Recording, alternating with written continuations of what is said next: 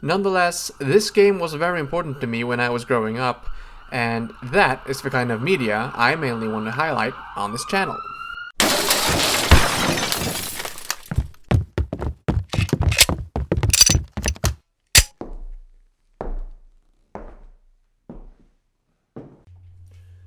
Well, what do we have here?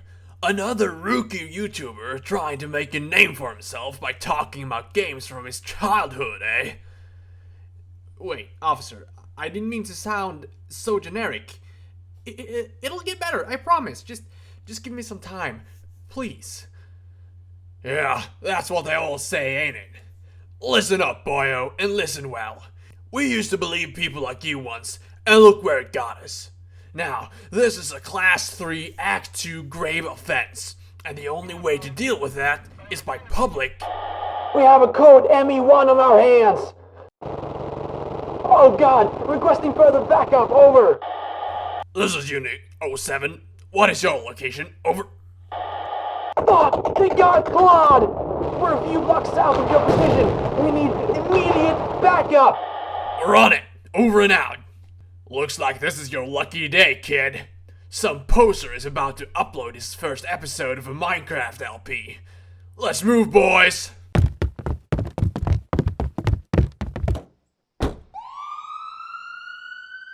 Well, with all these damages, I really need to get this YouTube thing up and running. Aw, yeah! Remember when EA was actually a good... Didn't know this game had jump scares. Before we go on, let me take a second to note that this music is maybe the worst compressed audio to ever be loaded onto an N64 cartridge, and it's making my ears bleed. Oh god, please send help! Oh my, I think my emulator is on the fritz because I don't remember Grandpa Lou being an amputee. Or a magician. Oh god, someone call a Child Protective Services. These children are being starved to the point where you can't even see their legs! We are focusing squarely on the first game. So, what do I think? Well, I honestly believe that in this case, Sega really did something that Nintendo couldn't do. And that is successfully translate their 2D mascot into 3D. Wait, hang on! Calmly put down your pitchforks and hear me out. The controls are, for the most part, okay. I'd compare Sonic to a car. At slow speeds, if you turn the wheel 25 degrees to the side, you'll notice a slight change in trajectory. However, if you're speeding along the highway and do the same, you'll end up in the ditch in a matter of seconds.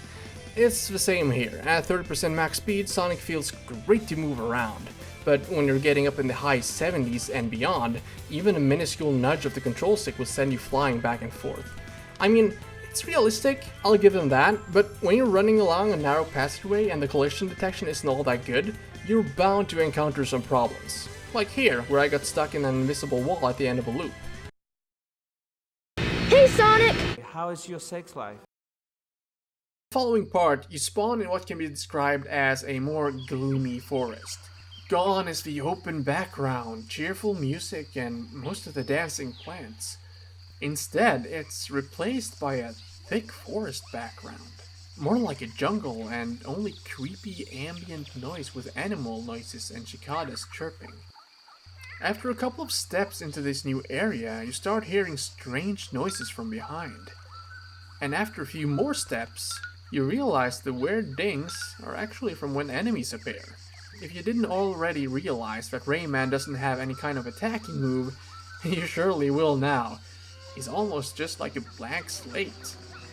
Your only option is to continue on ahead, and as you do, the density of bad guys per platform just keeps on growing.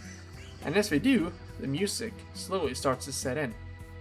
It's an almost unnerving tune. It makes you feel like you really shouldn't be here, that you're constantly in danger, and you're not wrong to feel that way either. After all, you have no means of protecting yourself. This is such a stark contrast to the first section. If that section was when the world was at peace and in balance, then this is the world after Mr. Dark stole the Great Protoon and plunged it into chaos. Imagine this. You've finally gotten to this point. You have 0 continues, 0 lives, and 1 HP left. And you're preparing to summon your most elite gamer skills when you suddenly get run over from behind by a goddamn washing machine and you're booted right back to the title screen. Don't tell me that you wouldn't have taken your disc out of the PlayStation and broken it in two while setting fire to your Sony and Ubisoft memorabilia, because if you do, you're a filthy fucking liar! So, while Muro Studios' first game on the Switch, Shadowbug, didn't really have a lot of competition in the quality department, what it did have was a lot of competitors nonetheless. In the time it takes you to encounter one pirate in Rayman 2 on Nintendo 64, you've already encountered 3 in Rayman Revolution. They're all pushovers, but they still interfere with the pacing of the game, and were placed there for no other reason than to have you fight something. If you're not yet convinced of the increasing combat focus, let me introduce you to a little part of the game I like to call Pest Invaders. About halfway into the game, you're forced into this set view and a bunch of pirates move towards you in horizontal lines. You have to defeat all of them. The green ones are fine, they all die in one hit, but the red and yellow ones are the reason why I keep a bottle of vodka in my fridge at all times.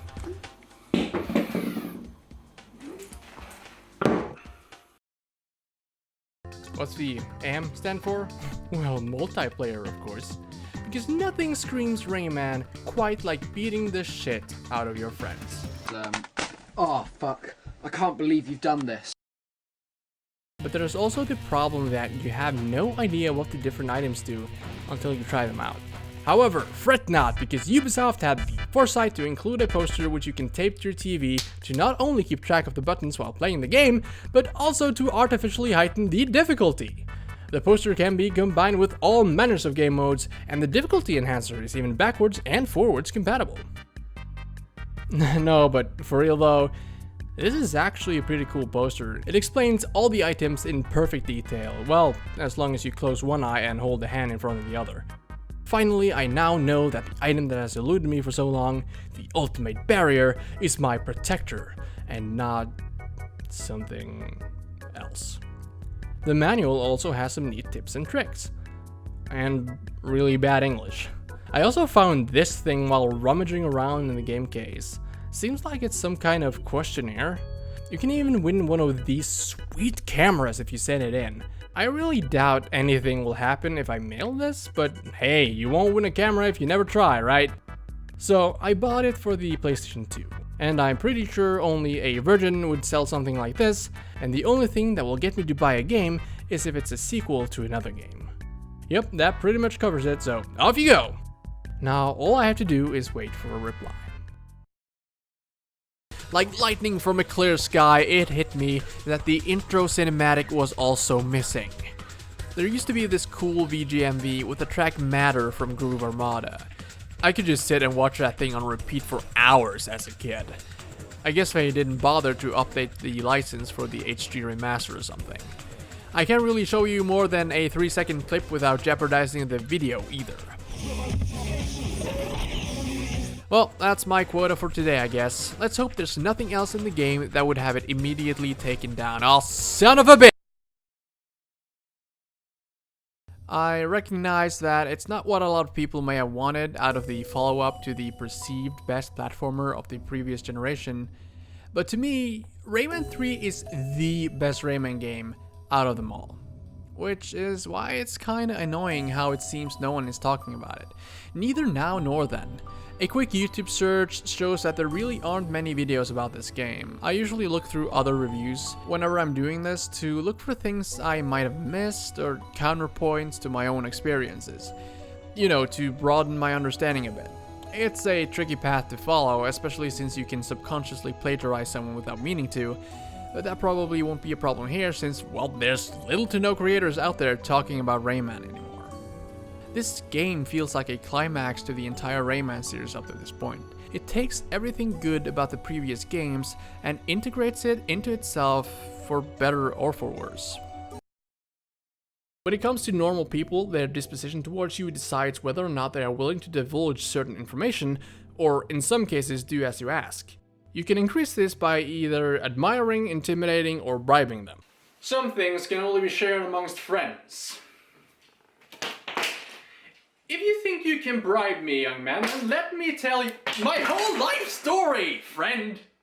Although shopping is governed by the mercantile skill, you can also bribe merchants and increase their disposition to get better deals on items.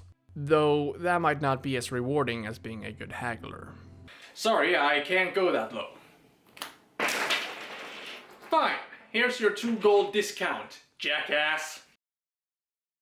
The Cliff Racer is the only flying enemy in the game, and thank God for that. These things can seemingly spot you through both mountains and trees from a kilometer away, and there are never less than 3 of them present at all times in the mountainous regions of Vardenfell. Not only are they masters of dodging, but they also possess teleportation abilities. Cliff Racers not getting stuck in tree branches is more of a miracle than a regular occurrence, and they always seem to find you at the worst possible time. In summary, fuck Cliff Racers, use the console commands to erase them from existence. Meanwhile, on a different planet, a defective robot is born and barely escapes termination after witnessing a horrible truth. He seems to know his way around the block. How about you? The Pyrocider is probably my favorite weapon, even though it's basically just a flamethrower. The gold upgrade makes it even cooler, now the fire is green. There's just something so mesmerizing, just watching the world burn down before my very eyes. I love the Pyrocider.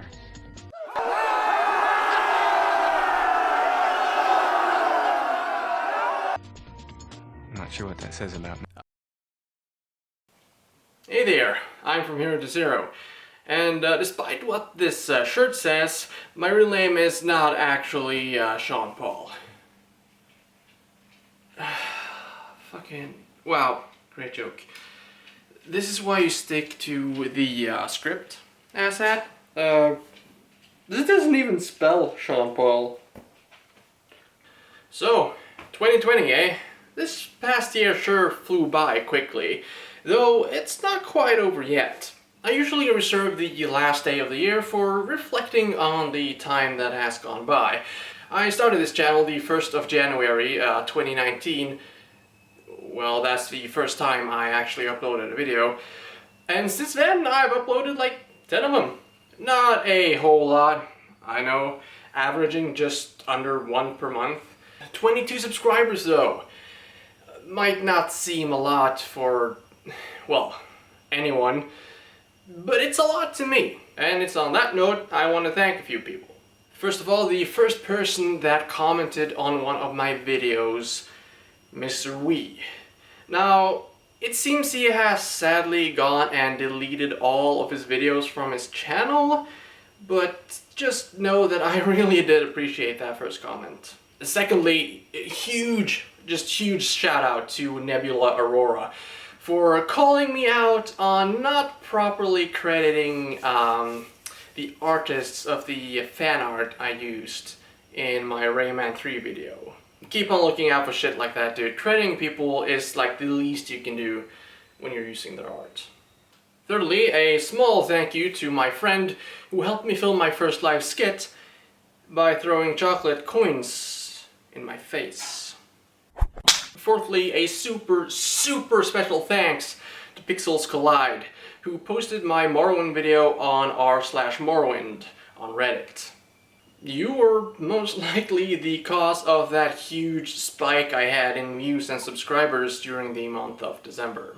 Fifthly, thanks to that one dude who clicked on my Ratchet and Clank video after searching for ass on YouTube. Although I don't understand how that came to be, it was funny, I'll admit.